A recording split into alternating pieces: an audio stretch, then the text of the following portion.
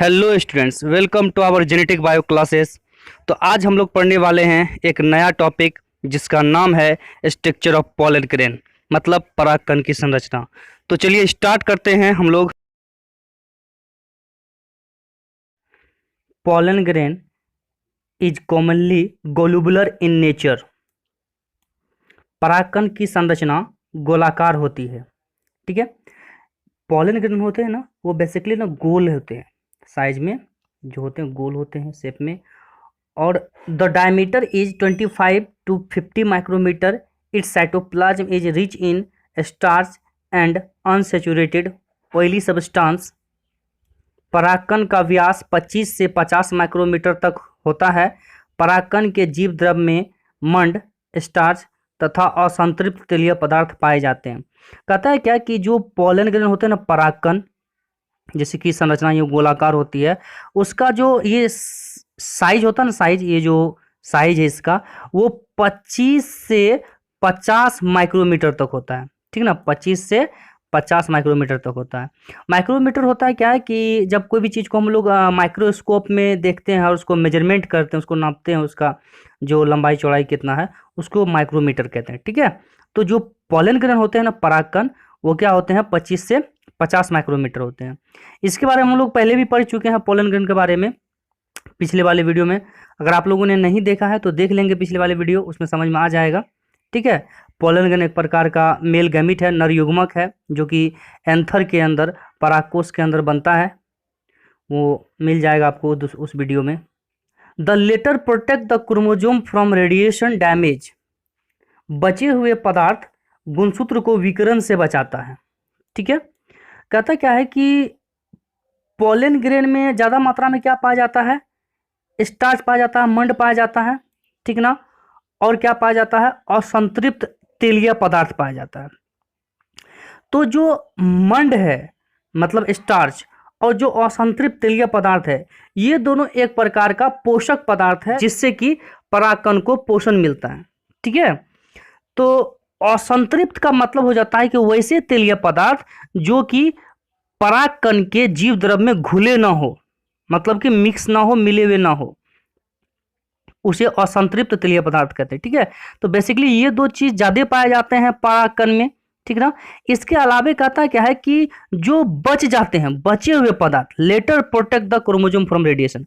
जो कुछ पदार्थ बच जाते हैं परागकण के जीव द्रव में, साइटोप्लाज्म में, वो क्या करते हैं कि पॉलन ग्रेन के अंदर, परागकण के अंदर जो एक न्यूक्लियस होता है, केंद्रक होता है, और इस केंद्रक के अंदर बहुत सारे क्या होते हैं, गुणसूत्र होते हैं, क्रोमोजोम होते हैं। ठीक ना, इन क्रोमोजोम को क्या करता है कि रेडिएशन से बचाता है।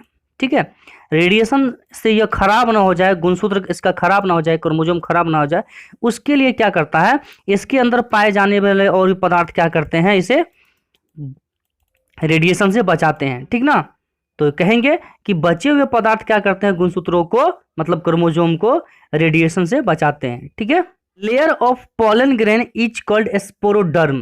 परागकण की परत को स्पोरोडर्म कहते हैं। ठीक है, sporoderm has two layer. Sporoderm के दो परत होते हैं, outer exine, inner intine. Outer exine को हिंदी में बायचोल कहते हैं, इनर इंटाइन को हिंदी में अंतःचोल कहते हैं। ठीक है, जैसा कि आपको दिख रहा होगा कि मैंने एक डायग्राम बना रखा है पॉलन ग्रेन का, परागकण का। ठीक ना, ये परागकण का डायग्राम है, और इसके ऊपर आपको ना परत दिख रहे होंगे। ठीक है, ये परत, तो इस टोटल परत को, परागकण की इस टोटल परत को, जितने भी कलर के मैंने अलग अलग कलर में बना रखा है, ताकि आपको समझ में आ जाए कि कौन सा परत का क्या नाम है और कौन सा परत कहाँ रहता है। ठीक है, इसलिए अलग अलग कलर में मैंने कर रखा है। तो ये जो टोटल परत है ना, इस परत को स्पोरोडर्म कहते हैं।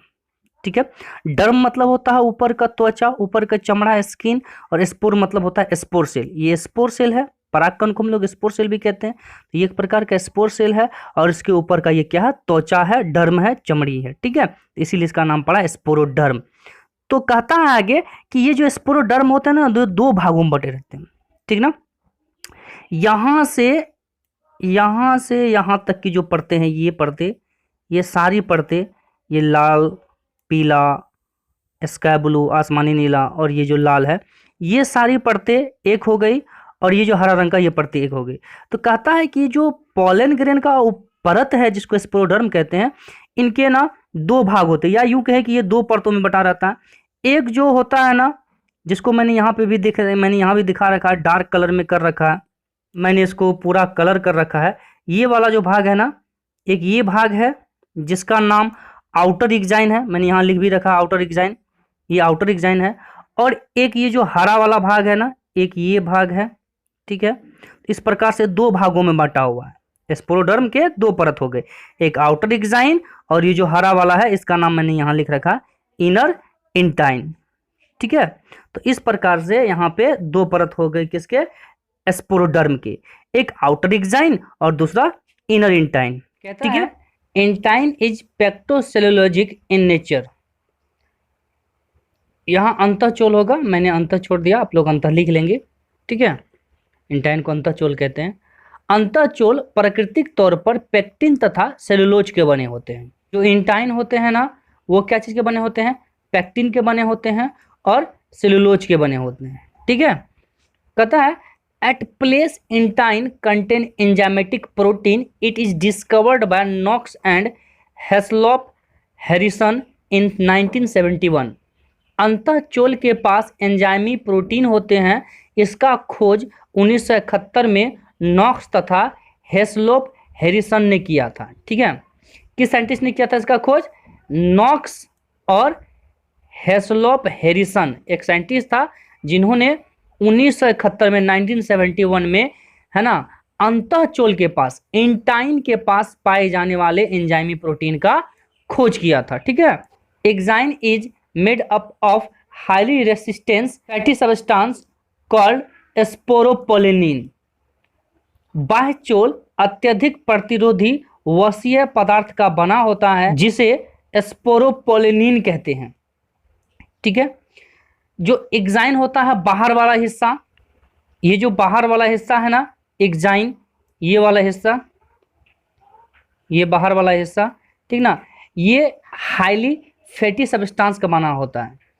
और ये क्या करता है कि जो लड़ने का क्षमता जो होता है वो प्रदान करता है, पोलन ग्रेन को बचा के रखता है बहुत सारी चीज़ों से, ठीक है। तो ये क्या चीज़ का बना होता है, फैटी सब्सटेंस का, वसीय पदार्थ का बना होता है जो अत्यधिक प्रतिरोधी क्षमता प्रदान करता है परागकण को, जिससे परागकण खराब नहीं होते हैं।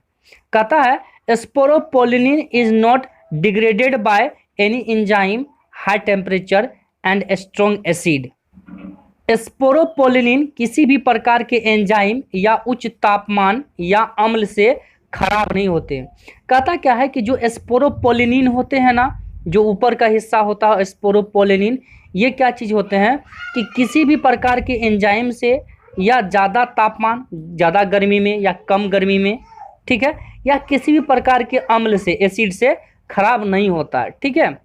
कहने का मतलब ये है परागकण को स्पोरोपोलिनिन ही बचा करके रखता है, ठीक है। स्पोरोपोलिनिन की परतें, है ना, वसीय पदार्थ की बनी होती है जो एंजाइम से, उच्च तापमान से तथा अम्ल से परागकण को बचा के रखता है, ठीक है। Pollen grain are well preserved as microfossils due to sporopollenin. Sporopollenin के कारण परागकण कई सालों तक सूक्ष्म जीवाश्म के रूप में बचे रह सकते हैं, ठीक है। क्या कहता है कि ये जो स्पोरोपोलिनिन है ना, स्पोरोपोलिनिन, इसी की वजह से परागकण क्या बन के रह सकते हैं, सूक्ष्म जीवाश्म। अब ये सूक्ष्म जीवाश्म क्या होता है, सबसे पहली बात आप लोग ये जान लीजिए, माइक्रोफॉसिल्स का मतलब क्या होता है। माइक्रो मतलब सूक्ष्म और सूक्ष्म का मतलब होता है जो माइक्रोस्कोप से दिखाई दे। तो परागकण माइक्रोस्कोप से दिखाई देता है, सूक्ष्मदर्शी से दिखाई देता है, इसीलिए इसको सूक्ष्म कहते हैं।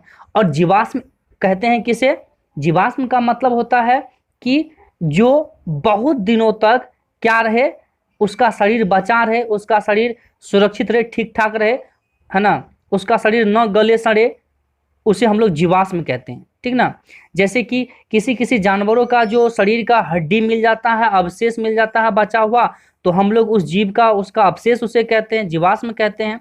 ठीक उसी प्रकार परागकण भी एक अच्छा सूक्ष्म जीवाश्म बना रहता है, कब, जब स्पोरोपोलिनिन उसे क्या करते हैं, बचाते रहते हैं, ठीक है। इस प्रकार से स्पोरोपोलिन क्या करते हैं, परागकण को कई सालों तक सूक्ष्म जीवाश्म के रूप में बचा कर रखते हैं। ठीक है, नीट में ये क्वेश्चन पूछ चुका है एक बार, ठीक है, कि जो पॉलन ग्रेन है उसे सूक्ष्म जीवाश्म मतलब माइक्रोफॉसिल्स के रूप में कौन बचा कर रखता है, तो स्पोरोपोलिन ही बचा के रखता है माइक्रोफॉसिल्स के रूप में। ठीक है, आगे पढ़ते हैं हम लोग। कहता है स्पोरोपोलिन इज डिस्कवर्ड बाय जेलिस्ट इन 1932। स्पोरोपोलिन की खोज 1932 में जेलिस्ट नामक वैज्ञानिक ने किया था। ठीक है, स्पोरोपोलिन का खोज किसने किया था, जेलिस्ट नामक वैज्ञानिक ने 1932 में किया था। Exine is divided into 2 layer. बाह्य चोल 2 परतों में बटे होते हैं, outer act exine, inner and exine. Outer act exine को कहते हैं बाह्य एक्ट एग्जाइन हिंदी में, और इनर एंड एग्जाइन को हिंदी में कहते हैं अंतर एंड एग्जाइन। ठीक है, आउटर एक्ट एग्जाइन को सेक्साइन भी कहते हैं और इनर एंड एग्जाइन को नेक्साइन भी कहते हैं। ये जो आउटर एग्जाइन आप लोग को दिख रहा है, ये आउटर एग्जाइन, ये बाह्य चोल है ना, ये इसके 2 परत होते हैं, या यूं के हम लोग ये 2 भागों में बटा रहता है। एक आउटर एक्ट एग्जाइन में, जिसको हम लोग हिंदी में बाह्य एक्ट एग्जाइन कहते हैं, और दूसरा बटा रहता है इनर एंड एग्जाइन में। ठीक है, मतलब कहने का क्या मतलब है कि ये जो आउटर एक्ट एग्जाइन है, ये एक ये हिस्सा हो गया जिसको मैंने कलर कर रखा है डार्क कलर में, गहरा कलर में, और दूसरा ये हिस्सा हो गया। ठीक है, इस प्रकार से ये एक ये वाली परत और एक ये वाली परत जो है, ये 2 परत है जो कि आउटर एग्जाइन को बनाती है। जैसा कि हम लोगों ने अभी पढ़ा कि आउटर एग्जाइन के 2 भाग होते हैं या 2 परत होते हैं, एक आउटर एक्ट एग्जाइन जो कि ये वाला हिस्सा है, और दूसरा इनर एंड एग्जाइन जो कि ये वाला हिस्सा है। तो इनर एंड एग्जाइन वाला हिस्सा थोड़ा पतला है, आउटर एक्ट एग्जाइन वाला हिस्सा थोड़ा मोटा है। Act exine is made up of 3 layer. Act exine 3 परत के बने होते हैं। पहला है फुट लेयर, दूसरा है बकलेट लेयर, और तीसरा है टेप्टम। फुट लेयर को हिंदी में फुट परत कहते हैं, बकलेट लेयर को हिंदी में बकलेट परत कहते हैं, और टेप्टम को टेपिटम कहते हैं। ठीक है, तो ये जो ऊपर वाला हिस्सा है, जैसा कि डायग्राम आप लोग को दिख रहा होगा, ये जो ऊपर वाला हिस्सा है जिसे हम लोग आउटर एक्ट एग्जाइन कहते हैं, इसके आगे चल के 3 परत होते हैं। एक ये वाली परत, दूसरी ये लाल वाली परत, और तीसरी ये वाली परत। ठीक ना, 3 परत है, मैं तीनों परत का नाम बता रहा हूँ। जो पहला परत होता है ना, उसको फुट लेयर कहते हैं, वो ये वाला परत है, और दूसरा ये जो पीला कलर का है वो दूसरा परत है जिसको हम लोग बकलेट लेयर कहते हैं, और ये जो तीसरा परत है जिसको हम लोग टेप्टम कहते हैं। ठीक ना, ऊपर का। तो इस प्रकार से आउटर एक्ट एग्जाइन के 3 परत हो गए, एक हो गए फुट लेयर, बकलेट लेयर और टेप्टम। टेप्टम provide a characteristics design over the surface of pollen grain. टेप्टम परागकण के ऊपरी सतह पर विशेष डिजाइन का निर्माण करती है। The study of external morphology of mature pollen grain is called palynology. परिपक्व परागकण की बाहरी आकृति के अध्ययन को प्लेनोलॉजी कहते हैं। अभी जो हम लोग पोलन ग्रेन देख रहे थे, है ना, जो हम लोग पोलन ग्रेन देख रहे थे, उसके जो बाहरी जो स्ट्रक्चर थे, जो ये बाहरी स्ट्रक्चर आपको दिख रहा है, ठीक ना, ये बाहरी स्ट्रक्चर, इसी के स्टडी को, पोलन ग्रेन के बाहरी स्ट्रक्चर के स्टडी को प्लेनोलॉजी कहते हैं। ठीक ना, और अभी भी मैंने बताया कि जो टेप्टम होते हैं ना, टेप्टम, तो वो क्या होते हैं, वो पोलन ग्रेन को बाहर से एक स्ट्रक्चर प्रोवाइड करता है।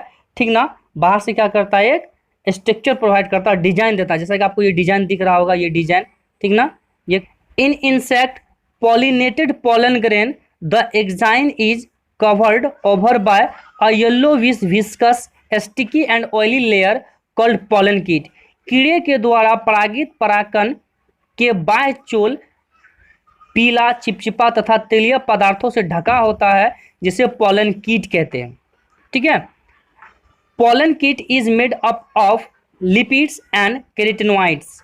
पोलन कीट लिपिड तथा केराटिनॉइड के बने होते हैं। देखिए कहता क्या है कि जो पोलन ग्रेन होते हैं ना, पोलन ग्रेन, उसका जो ऊपर का हिस्सा होता है, जैसा कि अभी हम लोग देख रहे थे ऊपर का फिगर, है ना, उसके ऊपर के हिस्से पे एक तेलीय चिपचिपा पाउडर लाइक पीला कलर का एक पदार्थ पाया जाता है, चिपचिपा, जिसे हम लोग पॉलन कीट कहते हैं। पॉलन कीट ऑब्जेक्टिव में भी पूछ देता है, ये पॉलन कीट कहते हैं। ठीक है, ये पॉलन कीट क्या करता है कि जब कोई भी कीड़े, है ना, फूलों से, फ्लावर से नेक्टर लेने के लिए आते हैं, उसका रस चूसने के लिए आते हैं, तो उनके सिर में, पैर में या उनके किसी भाग में क्या होते हैं, चिपक जाते हैं, तेलीय पदार्थ होने की वजह से चिपक जाते हैं, और वह पोलन ग्रेन एक फ्लावर से दूसरे फ्लावर पर चला जाता है, मतलब परागन हो जाता है, पॉलिनेशन हो जाता है। ठीक है, जैसा कि मैंने बताया कि पोलन कीट क्या चीज़ के बने होते हैं, केराटिनॉइड के बने, लिपिड के बने होते हैं तथा केराटिनॉइड के बने होते हैं। ठीक ना, कहता है द एरिया में have thickened intine are called germ pore और जर्मिनल फ्रो। मान लीजिए एक पोलन ग्रेन है, ठीक है, पोलन ग्रेन का ये वाला भाग जो आपको दिख रहा है, ये वाला भाग, ठीक है, इसे हम लोग बोलते हैं एक्साइन, और ये हरा कलर का जो परत दिख रहा है इसे हम लोग बोल देते हैं इंटाइन। ठीक है, तो हमें क्या इंटाइन में क्या दिख रहा है कि इंटाइन तो चूंकि पतला है, लेकिन कहीं कहीं पे ये भाग क्या होता है कि मोटा हो जाता है, जैसे कि यहाँ पे, यहाँ मोटा हो गया है, यहाँ मोटा हो गया, यहाँ आके मोटा हो गया। कहता है इंटाइन का वह वाला भाग जो आगे चल के थोड़ा मोटा हो जाता है, उसे हम लोग क्या कहते हैं, जर्मपोर, उसे हम लोग जर्मपोर कहते हैं। ठीक ना, या जर्मिनल फ्रो कहते हैं। अब ये जर्मपोर और जर्मिनल फ्रो किसे कहते हैं, किस में होता है, वो सब मैं आपको बता रहा हूँ, ताकि हमें यहाँ पे दिख रहा है कि एक परागकण गोलाकार स्ट्रक्चर वाला, गोलाकार रचना वाला यहाँ है, और एक परागकण लंबा रचना वाला यहाँ पर है। इस प्रकार से दो परागकण हमें दिख रहे हैं। ठीक है, अब आप इसमें देखेंगे कि ये जो परागकण है ये गोलाकार है और ये लंबा वाला है। तो गोलाकार जो सर्कुलर जो स्ट्रक्चर वाला पोलन ग्रेन है, परागकण है, उसमें तीन यहाँ पे मोटे पार्ट हैं, एक ये हो गया और एक ये हो गया और एक ये हो गया। तो उस प्रकार से यहाँ पे तीन जर्मपोर हो गए।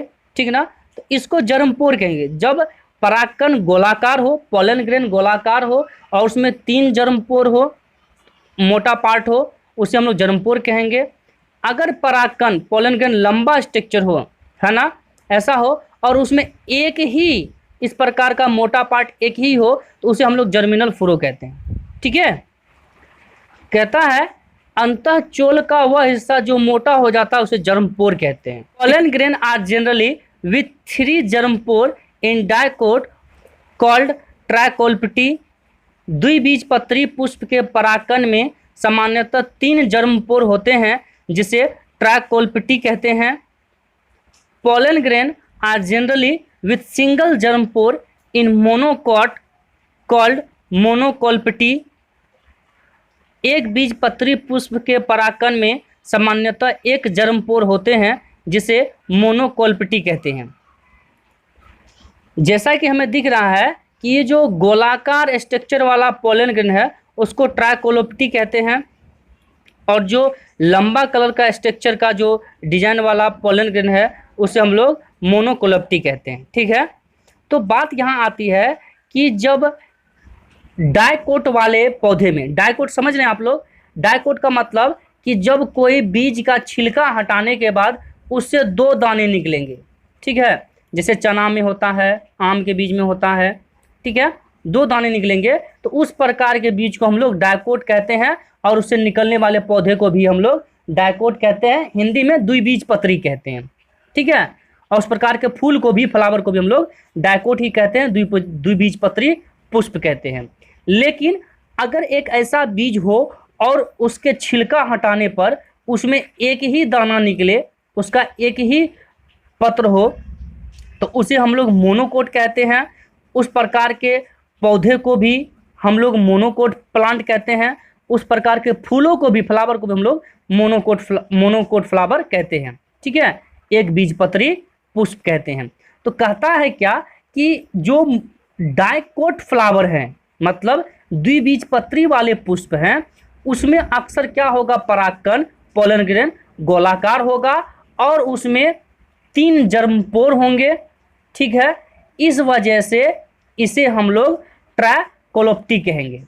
ठीक है, जबकि एक बीजपत्री वाले में, मोनोकोट वाले में, है ना, पोलन ग्रेन यूं लंबा होगा। ठीक है, और उसमें एक जर्म फ्रो होगा जिसको हम लोग जर्मिनल फ्रो कहते हैं, ठीक है, एक ही होगा और लंबा होगा। तो उस प्रकार के पोलन ग्रेन को हम लोग मोनोकोलेप्टी कहेंगे, ठीक है। तो आप लोग समझ गए होंगे कि ट्राइकोलेप्टी क्या होता है और मोनोकोलेप्टी क्या होता है, दोनों में अंतर भी समझ गए होंगे। आज की वीडियो में इतना ही, फिर मिलेंगे अगले वीडियो में नेक्स्ट टॉपिक के साथ। अगर आप लोगों ने हमारा चैनल सब्सक्राइब नहीं किया है तो सब्सक्राइब कर लीजिए, लाइक कर लीजिए और बेल आइकन दबा लीजिए ताकि जब भी मैं न्यू वीडियो डालूं तो आप तक वो पहुंच जाए। Thank you.